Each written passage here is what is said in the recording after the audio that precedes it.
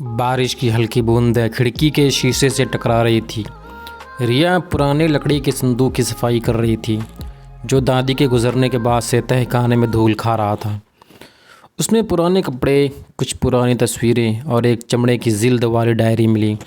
उस डायरी पर धुंधली सी लिखावट थी, सावित्री 1965। रिया ने धीरे से डायरी खोली। पहला पन्ना पढ़ते ही उसका दिल थम सा गया। उसमें लिखा था, आज पहली बार उसकी आंखों में देखा। चुपचाप खड़ा था, बस स्टैंड पर, जैसे किसी का इंतज़ार कर रहा हो। मैं मुस्कुराई थी, उसने भी हल्का सा सिर झुकाया। शायद यही शुरुआत थी। हर पन्ना जैसे एक नई दुनिया में ले जा रहा था। सावित्री यानी उसकी दादी अपनी कॉलेज के दिनों की बातें लिख रही थी। उनका पहला प्यार, उसकी मासूम हरकतें, वो चोरी चोरी चिट्ठियाँ और छत से झांकते हुए देखना कि वो लड़का कब नीचे से गुजरेगा। रिया को यकीन नहीं हुआ कि उसकी शांत पूजा पाठ में रमी रहने वाली दादी ने ऐसा भी कुछ जिया था। डायरी के पन्नों से वो एक जवान, चंचल और बेहद भावुक लड़की की कहानी बनती जा रही थी, जो अपने दिल की बात कागज़ों में छुपा लेती थी। धीरे धीरे कहानी में मोड़ आया। लड़के का नाम था अर्जुन। सावित्री और अर्जुन का प्यार परवान चढ़ा। लेकिन फिर एक दिन एक पन्ना ऐसा आया कि जिसने रिया की आंखें नम कर दी। पिताजी ने आज साफ शब्दों में कह दिया, वो लड़का हमारी जाति का नहीं है, ये रिश्ता नहीं हो सकता। मेरा दिल जैसे किसी ने मुट्ठी में कस लिया हो। अर्जुन ने कहा था, हम भाग चले सावित्री, लेकिन मैं नहीं भागी।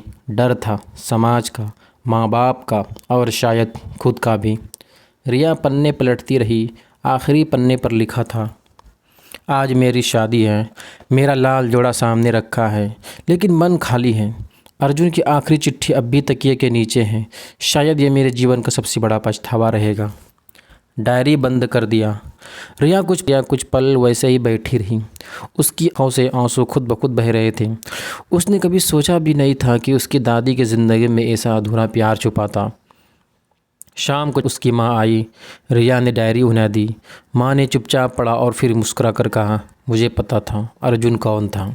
दादी के गुजरने से कुछ दिन पहले वो एक बुज़ुर्ग मिलने आए थे।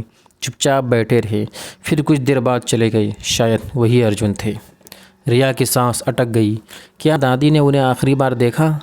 माँ ने सिर हिलाया, हाँ, लेकिन कुछ नहीं कहा, बस मुस्कुरा दी थी, जैसे कोई पुराना सपना पूरा हो गया हो। उस रात रिया देर तक छत पर बैठी रही। आसमान साफ था, तारे झिलमिला रहे थे। कहीं न कहीं वो जानती थी, कुछ प्यार अधूरे रहकर भी पूरे हो जाते हैं, जैसे सावित्री और अर्जुन का। वो डायरी अब उसके लिए सिर्फ कागज़ का पुलिंदा नहीं, बल्कि उसकी दादी की धड़कनों की कहानी बन चुकी थी।